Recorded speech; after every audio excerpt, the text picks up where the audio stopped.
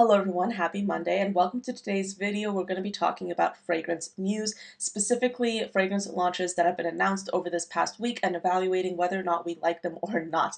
This is purely based off of what we see online. These fragrances have not been tested by me. This is just a first impressions. It's kind of like a smash or pass series that I do here every week. So if you're interested, definitely do consider subscribing. But if this is your first time watching this channel, hello, my name is Anya. I love fragrances and I talk about them here 5 times a week, Monday through Friday, and I also do additional videos on TikTok and Instagram under the username ANECHKAFRAGRANCES. Full disclosure, I have filmed this video twice. Yes, you heard me right. I am going to be out of town for this weekend. By the time you see this, I'll be already back. But essentially, I'm leaving tomorrow. Tomorrow's a Friday. I'm coming back Sunday. I usually film these videos on Sundays. So unfortunately, I will not be able to film Sunday. It's just not going to work out. So I actually tried to pre-film this video early this week, and then I saw that there's some new releases that launched, and I was like, wait, I have to talk about these. So now I'm filming it again, but I'll stitch some parts of the last video with this one. So this video will kind of be like a Frankenstein. Hopefully you guys will be okay with it. I'm just trying to give you the latest, the greatest in the fragrances that have been coming out. So yes, that's the situation here. So hopefully you don't mind. I appreciate you sticking around, but rest assured, starting next week, we'll be back to our regularly scheduled programming of me doing this all in one take. But for now, we're just going to be Frankensteining it. So hopefully you don't mind. First, we have a new release by Sniff. This is launching on the 14th, so it has already been released by the time you're watching this. But essentially, this is supposed to be a fruitcake-inspired fragrance. It's supposed to be a hyper gourmand fruitcake perfume. And I'm kind of like, I would say this, I'm actually really impressed with how Sniff has kind of like evolved their marketing, because I don't know if they're doing AI generated imagery for this release, but they did for I think like their pizza and Coca-Cola releases, and I don't know if they've just simply gotten better at it by themselves or if they just saw some people kind of critiquing those marketing images, because I know I was looking at that and I was like, this is a little bit too AI generated, but these marketing images that they've come out for this release, it's actually not bad. I really like them, and I think this is like a good kind of like interesting and fun release. I don't love fruitcake, so I don't know if I'll be getting this myself personally. But yeah, I think this is an improvement, and if you like fruitcake, this might be one to try, or if you like a sense of humor, this also might be one to check out. Next up, we have a new release by Lattafa. This is Teriak Intense. It's a flanker of their original Teriak, and the nose is Quentin Biche. And this perfume is going to be part of their permanent line. And they're doing a lot to really market this fragrance. I believe they sent a few influencers to Paris, so they're really doing the most with this. And this perfume will have top notes of bergamot and saffron, followed by mid notes of plum liqueur and cinnamon, and then base notes of tonka bean, amber, and benzoin. Now, I am actually really interested in this release. I'm quite excited about it because personally, I actually really liked the original Teriak perfume. It's really, really good. I have a decant of it. I tried it. I was impressed by it. So I'm definitely going to be trying this one out as well. Yeah, I'm excited about it. We also have a new release by M.Micallef for the holiday season. Now, this perfume is inspired by a winter fairy tale. This is called Une Nuit, and it's a richer version of the floral fruity fragrance called Watch. Now, Watch is a really good one by M.Micallef, by the way. If you love florals, you should definitely check that one out. But this perfume opens with peach and plum, followed by jasmine and tuberose, and then finishing with some vanilla, white musk, and amber. I actually think this is a really cool release, and this is one of those things that would make a really wonderful gift for someone you really care about. I think M.Micallef, there's some of the best fragrances that I've tried in the niche category, specifically because they play with French perfumery in a way that's still relevant to the modern nose. So I really like what they've put out so far, and I'm really excited about this one. I think that, yeah, this is a limited edition release, so I don't know if I'll personally be getting this myself, because I try to avoid getting limited editions because I do fragrance videos on the internet and I like to be able to talk about my fragrances, and if they're limited edition, I can't really talk about them for long. So I'll be missing out on this one. But M.Micallef, if you love niche fragrances and you want something that's like really timeless, iconic. If you love florals as well, they have some really amazing options. So those are the new releases I wanted to talk about in this segment of the video. I have to run to work. I have a meeting, unfortunately, but I'm going to stop it here. So we're going to transition on into the past version of Anya and talk about some of those other new releases as well. Not going to lie, I feel like this video is giving ghost. It's giving artificial lighting because I'm filming this at 4:45 in the evening and it's almost completely dark outside, so I had to make do with what I had. So yeah, anyway, let's get started with this fragrance right here. I was kind of curious about this. I haven't really heard too much about this brand, and I was thinking for those of you that really like gourmands, this might be one to try out. So this is by an Italian perfumer called Claudio Zucca, and this is a fragrance in his own line called Vanilla Pancake. So this perfume will have notes of pancake, chocolate, powdered sugar, and hazelnut at the top, a mid of caramel, cocoa, and orange juice, and then a base of vanilla, vanilla pod, and benzoin. Now, pancake is definitely a fantasy accord that I've only really smelled in one fragrance before. That fragrance is Choco Exclusive by Vivamore, and when I saw that that fragrance had the pancake note in it, I was very skeptical, but after trying that fragrance, I can say that in that fragrance at least, the pancake note comes off as smelling like rather cake-like, but since like pancakes are usually not going to be as sweet as cakes, it's kind of like a savory cake. It's a very interesting way of doing a gourmand fragrance, and I feel like this might be similar to that interpretation of the pancake note. It's definitely something of a more curious fragrance. I am intrigued by the idea of putting orange juice with pancake, chocolate, powdered sugar, and all those gourmand notes. This is something I would be interested in sampling. I definitely think it's one of the more unusual fragrances that I've seen, but I feel like this would still be an approachable scent if done correctly. The way I can see this kind of going is if it's kind of like a candied orange with the pancake, it would, and the chocolate, it would actually be a really good combination. But yeah, I'm really curious about this. Let me know what you think. So essentially, these are going to be available in extrait de parfum concentrations in 50 milliliter bottles, and the pricing is 145 euros. Honestly, not bad for a niche fragrance. I think this is a fair price. Okay, so we have a new release by Xerjoff. This is called Torino 24. This has been announced in celebration of the Nitto ATP Finals. This is a tennis match or a tennis tournament. Not gonna lie, I know very little to nothing about sports, and tennis is unfortunately one of those sports. But Xerjoff was basically founded in Turin in Italy, or Torino, and to commemorate this annual tennis match, they release a new version of this perfume every year. So they had, I think, Torino 21, 22, 23, and now 24. And this perfume is, of course, going to be in like the signature blue that the other fragrances are also bottled in.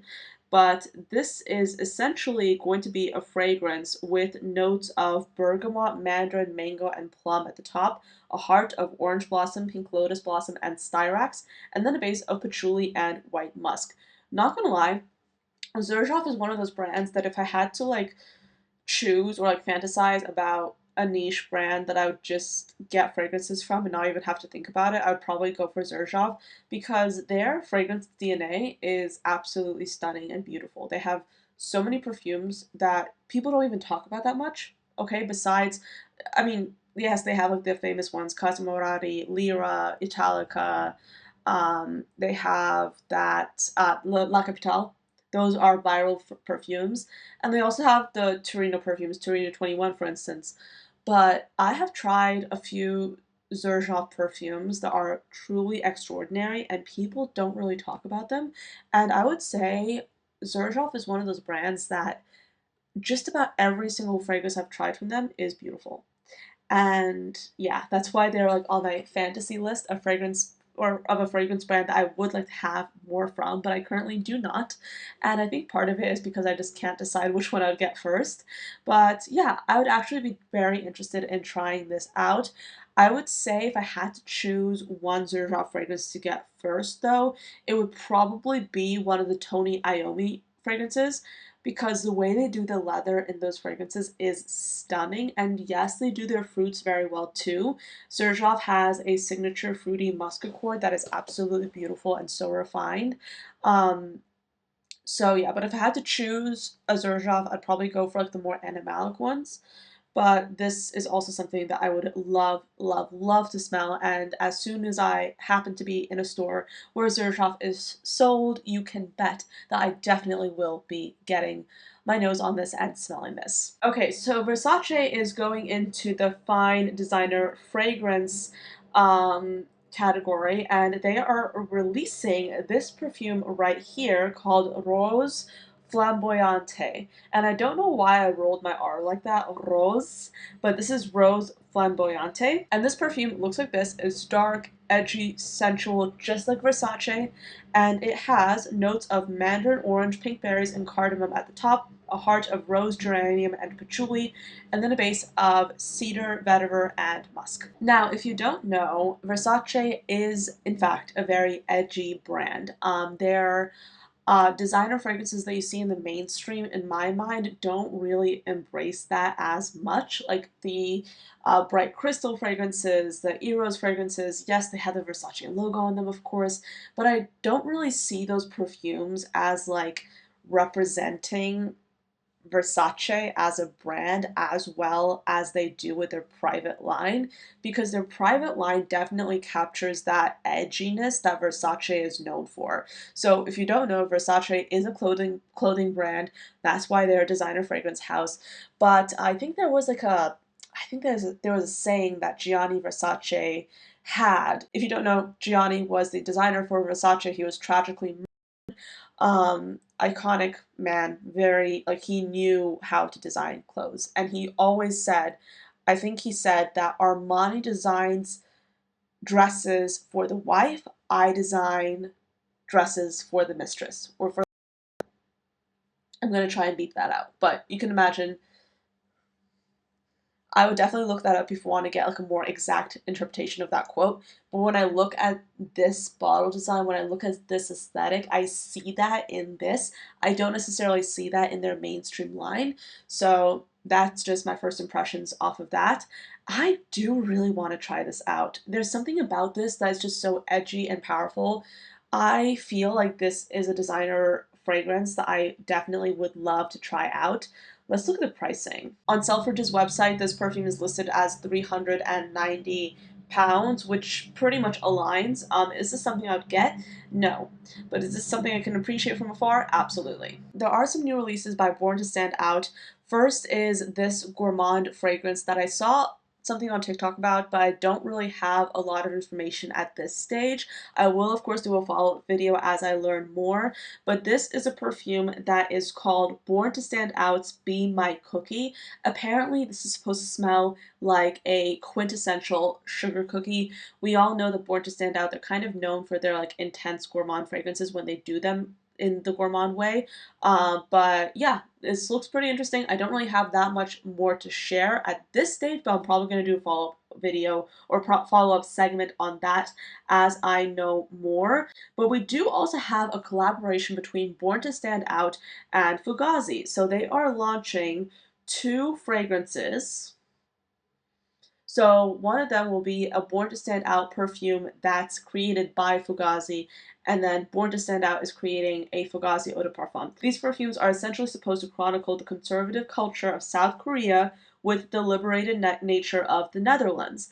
And yeah, I do think this is a really interesting collaboration. This is the first time I've seen two fragrance brands collaborate so interestingly, creating fragrances based on um, the other's culture. And I think this just goes to show that there is, I think, a respectful way of creating fragrances based off of another culture.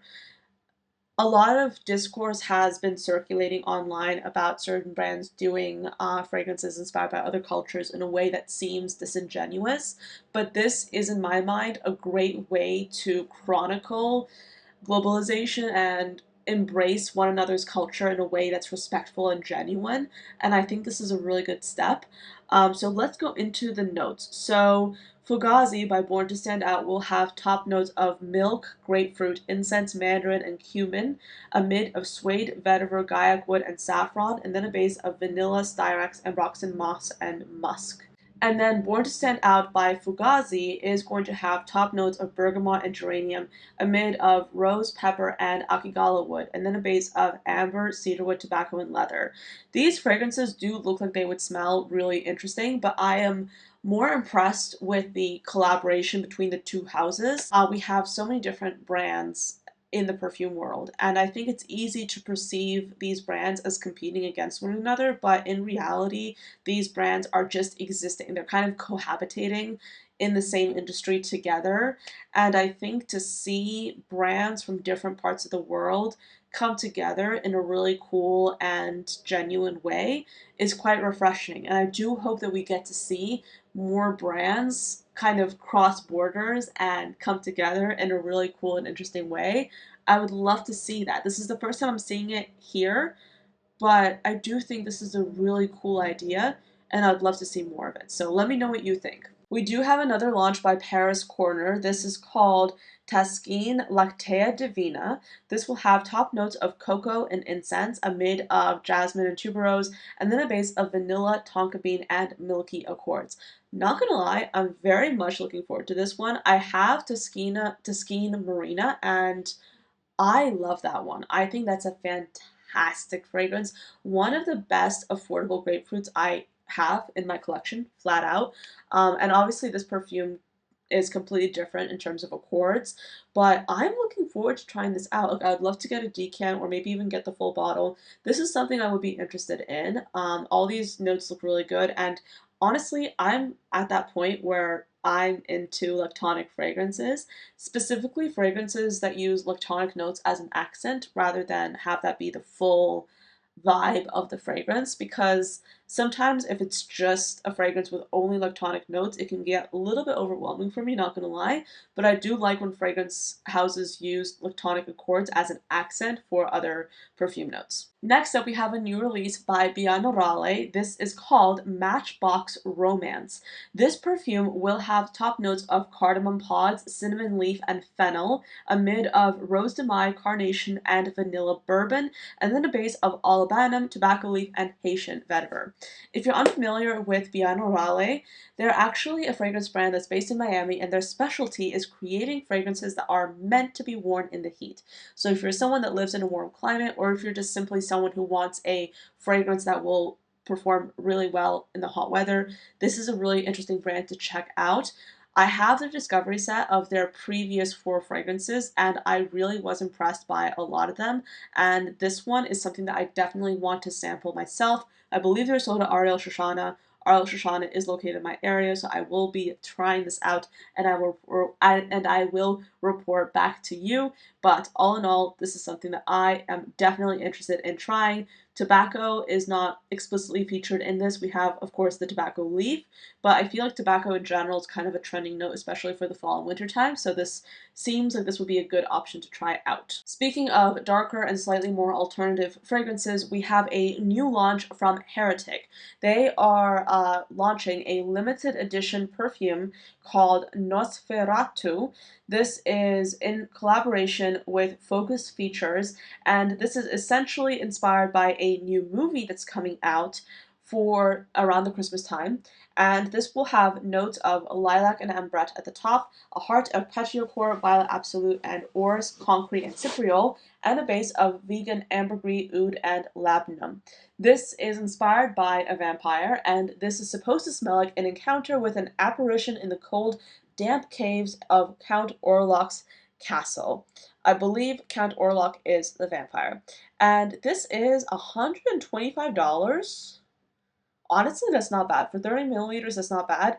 I will say, I kind of wish this wasn't limited edition, because my rule is to avoid limited edition fragrances whenever I can, because I talk to you about fragrances online all the time. And I prefer to have fragrances in my collection that are permanent so I can keep talking about them. I don't like to have fragrances in my collection just to have them. I like to be able to revisit them and talk to you about them and share them. And yeah, so that's why I try to avoid getting limited edition fragrances.